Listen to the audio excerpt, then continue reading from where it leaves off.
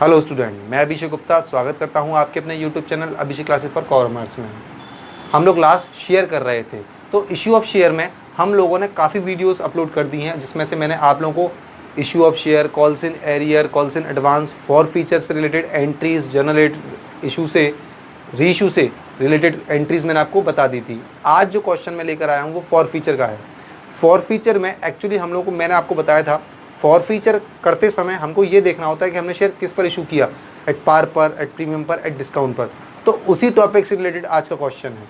चलिए क्वेश्चन को स्टार्ट करते हैं। क्वेश्चन को स्टार्ट करने से पहले एक बात हमेशा ध्यान रखिए कि हमको टेबल बनाना बहुत ज़रूरी है, क्योंकि जब तक हमारी टेबल नहीं हम प्रॉपर बनाएंगे तब तक हम क्वेश्चन को सॉल्व नहीं कर पाएंगे। और टेबल बनाने से एक और बेनिफिट होता है, एग्जामिनर भी आपकी टेबल अगर उसने चेक कर ली तो वो टेबल चेक करके भी आगे बढ़ सकता है, चांसेस हैं। मैं ये नहीं कह रहा कि बढ़ता ही बढ़ता है, लेकिन अगर आपने एग्जामिनर को बहुत अच्छे से पता है कि अगर आपने टेबल बना ली है तो आप डेफिनेटली क्वेश्चन करना जानते हैं।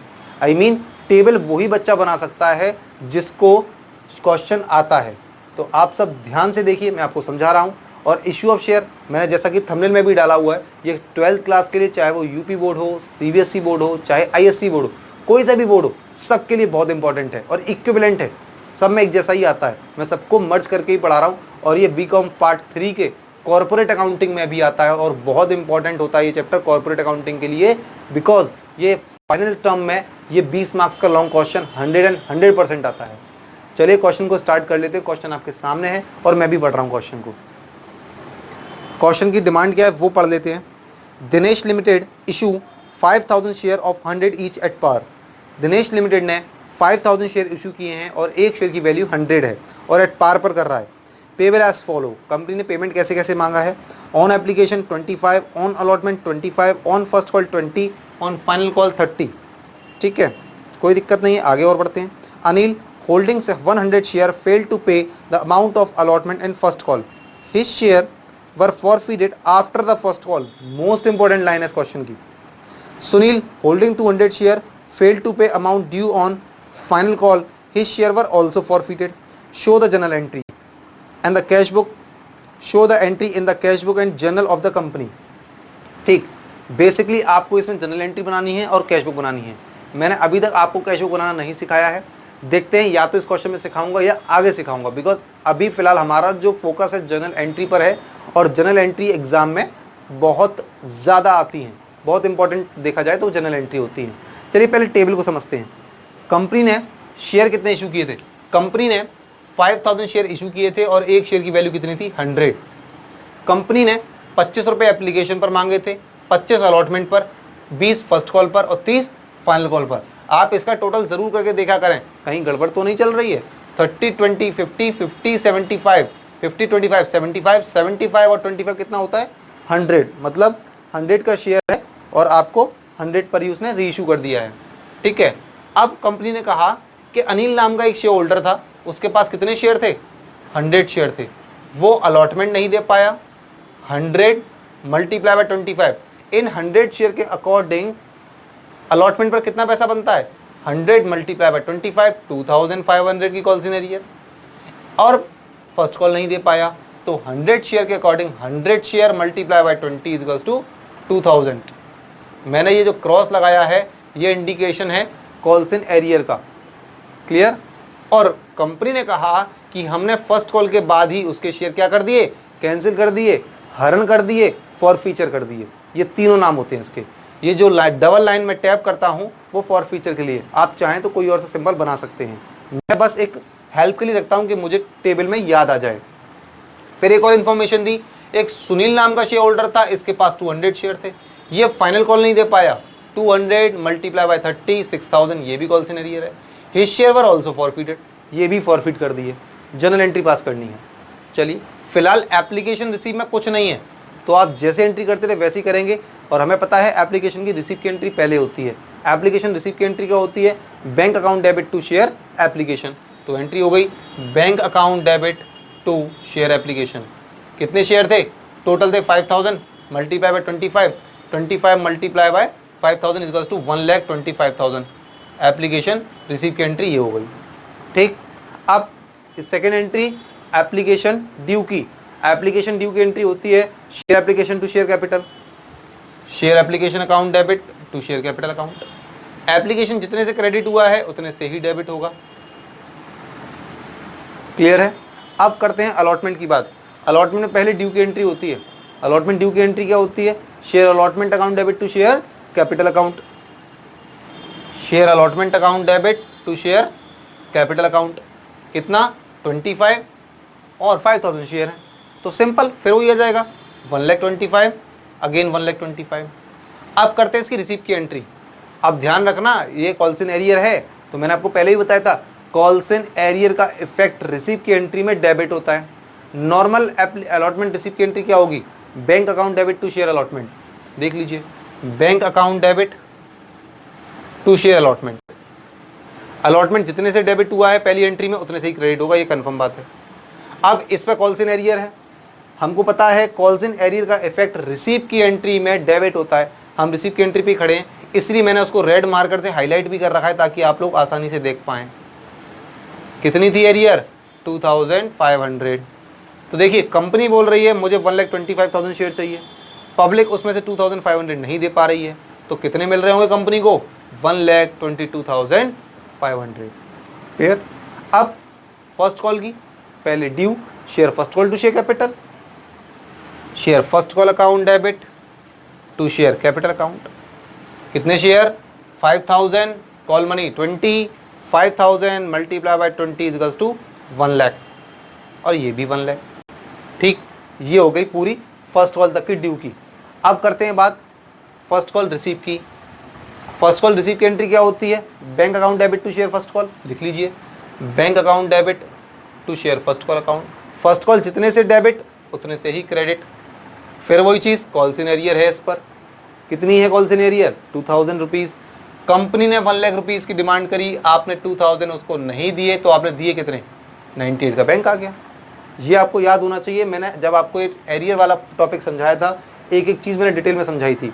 अगर आपने वो वीडियो नहीं देखी है तो प्लीज़ उसको देखिए, मैं उसका लिंक डिस्क्रिप्शन बॉक्स में डाल दूंगा। ठीक है, तो ध्यान रखिएगा। अब ये डबल टैप जो मैंने किया है इसका मतलब फॉरफीचर हो रहा है। उसने ये कह दिया फर्स्ट कॉल के बाद ही मैंने कैंसिल कर दिया। तो आपने अगर फॉरफीचर किया है तो फॉरफीचर की एंट्री करते समय सबसे पहले हमको ये देखना होता है कि हमने एट पार पर इशू किया है, एट प्रीमियम पर किया है, या डिस्काउंट पर किया है। देखिए किस पर किया है? एट पार पर किया है। तो अब एट पार पर किया है तो फॉरफीचर की एट पार की एंट्री क्या है? वो होती है share capital account debit to share forfeiture to calls in arrear. तो देखिए मैंने लिख दिया है, एक सेकेंड, हाँ ये रहा, share capital account debit to share forfeiture to calls in arrear. Entry ये हो गई। क्लियर है? अब अमाउंट फिल करते हैं। आप कितने शेयर फॉरफीट कर रहे हैं? अनिल क्या कर रहे हैं? 100, क्योंकि इसी ने तो कॉल्स इन एरियर नहीं दिया आपको, तो 100 100 100। कितने रुपए की बात कर रहे हैं? कॉल्ड अप कैपिटल कितनी है? ध्यान रखना इसमें हमेशा कॉल्ड अप कैपिटल लेते हैं भाई। इसके बाद ही आपने फॉरफीट कर दिया फर्स्ट कॉल के बाद, तो आप एक तो ये ले रहे हैं, ये ले रहे हैं, ये ले रहे हैं, ये इसको तो देने का आपने मौका ही नहीं दिया उसको। तो कितनी कैपिटल की हो गई आपको डिमांड? 25 25 20, कितना हो गया ओवरऑल? 70। तो कैपिटल में आ जाएगा 70, तो टोटल अमाउंट आ गया 7000। कॉल्स इन एरियर, या तो इसको सीधे सीधे भी रख सकते हैं। अनिल ने कितनी कॉल्स इन एरियर जनरेट करी? 2500, ये 2000 ये, तो टोटल हो गया 4500। क्लियर? या नहीं करना चाहते हैं तो कोई दिक्कत नहीं है। अनिल ने क्या नहीं दिया है? अलॉटमेंट नहीं दी 25 की, और फर्स्ट कॉल नहीं दी 20 की। ओवरऑल कितना पैसा नहीं दिया? 45 नहीं दिया। 100 शेयर मल्टीप्लाई बाय 45, ऐसे भी समझ सकते हैं आप। बस एक गलती मत करना, क्या? मोस्टली टीचर ही ये गलती करवा देते हैं, बेटा इस डेबिट में से ये क्रेडिट लेस कर देना, आपका आंसर आ जाएगा। ये मैं भी मानता हूं, ये ठीक है। सपोज करो गलती से मैंने इसको 3500 कर दिया, और जैसा कि गुरुजी ने कहा है आपसे 7000 में से 3500 माइनस कर देना, तो आप यहां कह देंगे 3500। Both side are match, but ये सही नहीं है, ये गलती हो जाएगी। इसीलिए आप इसको चेक करना हमेशा। तो यहाँ आएगा 4500, यहाँ आएगा 2500। कैसे आएगा? फॉरफीचर का मतलब, कॉल्स इन एरियर का मतलब तो ये हुआ कि हमें जो नहीं मिला। फॉरफीचर का मतलब होता है इतना मिला। भाई ये दोनों नहीं मिले, ये तो मिला, तो 25 आपको मिला। तो 100 मल्टीप्लाई बाय 25 2500। आप क्रॉस चेक कर लीजिए। क्लियर। अब बात करते हैं फाइनल कॉल की एंट्री। 99% बच्चा यहां गलती करता है, तुरंत करेगा share final call account debit to share capital account. मैंने भी यही किया है, एंट्री बिल्कुल ठीक है, लेकिन क्या करेगा 5000 मल्टीप्लाई बाय 30, 1,50,000 बस वही नंबर चले गए आपके।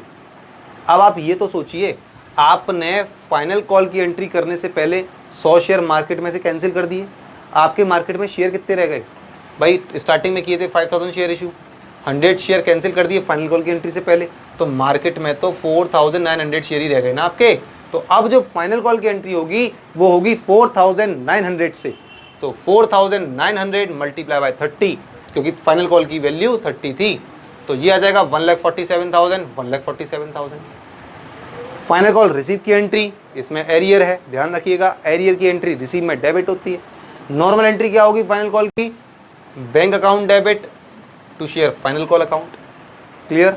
तो जितने से डेबिट हुई उतने से ही क्रेडिट। ठीक। आपको 6000 नहीं मिले because due to calls in arrear, मिलने चाहिए थे 1,47,000, 6000 नहीं मिले तो मिले कितने? 1,41,000। ये हो गया।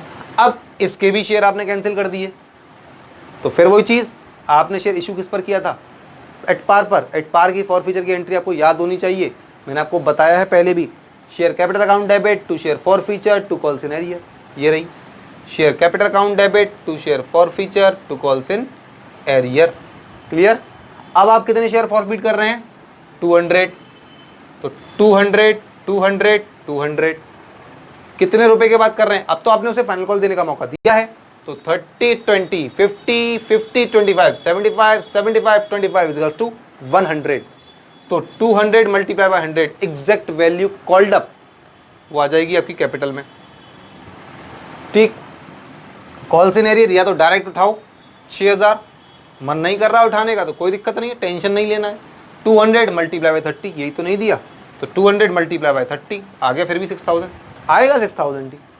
फिर फॉर फीचर का मतलब मैंने आपको बताया कि पब्लिक से मिल कितना गया भाई, ये नहीं मिला, ये 3 तो दिए थे ना, तो 20 25 और 25 कितना हो गया? 70, तो 70 200 multiply by 70 equals to 14,000। Clear. अगर वो आपसे पूछ ले कि अब मार्केट में कितने शेयर चल रहे हैं, तो बता दो भाई 5000 इशू किए थे, 100 तो पहले ही कैंसिल कर दिए, 200 अब कैंसिल कर दिए, 4700 शेयर कैंसिल कर दिए। ठीक। ये हो गई आपकी जनरल एंट्री। अब अगर आप चाहते हैं कि भाई कैश बुक भी बनाएं, चलो कैश बुक भी आज ही बता देता हूँ, कोई दिक्कत नहीं है। आप सब ने, अगर आप 12th में हैं तो भी आपने कैश बुक पढ़ी होगी 11th क्लास में, और अगर आप बीकॉम पार्ट 3 में हैं तो ऑब्वियसली आपने पढ़ी होगी। ठीक है। चलो आप केवल कैश बुक जैसे आप बनाते हैं, देखिए मैं रफली बनाऊंगा अभी फिलहाल, बाकी प्रॉपर मैं इसके लिए एक वीडियो दूंगा आपको। SR number particular amount, SR number particular amount, ये 2 साइड होता है और ये बाय साइड होता है, मैं आपको रफली समझाऊंगा बस। अब जहां जहां बैंक है वो उठा लो, बैंक है डेबिट हो रहा है, डेबिट साइड में आओ, इसके अपोजिट में क्या है? To share application, to share application, कितना अमाउंट है? 1,25,000 जहां जहां बैंक है बस वो उठाना है, और यहां बैंक है डेबिट में टू शेयर एप्लीकेशन, बैंक नहीं है, बैंक नहीं है, बैंक है, बैंक डेबिट हो रहा है, डेबिट साइड में आइए, एरियर तो लिखेंगे नहीं बिकॉज ये दोनों डेबिट डेबिट में है, इसके अपोजिट वाला लिखते हैं। ठीक लेजर के जैसा, ठीक कैश बुक के जैसा। तो टू शेयर अलॉटमेंट अमाउंट ये नहीं आएगा, अमाउंट ये आएगा बिकॉज आप बैंक का बना रहे हैं। फिर बैंक नहीं है, बैंक नहीं है, बैंक है, डेबिट हो रही है टू साइड में, to share final call amount 141, बस और कहीं से कोई नहीं आएगा। रीजन बैंक की बैंक लेनी है। हाँ, तो ये हो गया पूरा आपका जर्नल और कैश बुक। डोंट वरी, मैं कैश बुक को एक फेयरली बनाकर आपके लिए लेकर आऊंगा। मैं ये चाह रहा हूं कि आपको पहले एक चीज़ अच्छे से आ जाए, क्योंकि अगर हम सारी चीज़ें एक साथ सीखते हैं तो थोड़ा जंबलअप हो जाता है। पहले हम जर्नल सीखेंगे बिकॉज मोस्टली एग्जाम में यही आती है जर्नल, फिर कैश बुक भी सीखेंगे, मैं आपको बैलेंस शीट भी बनवाऊंगा।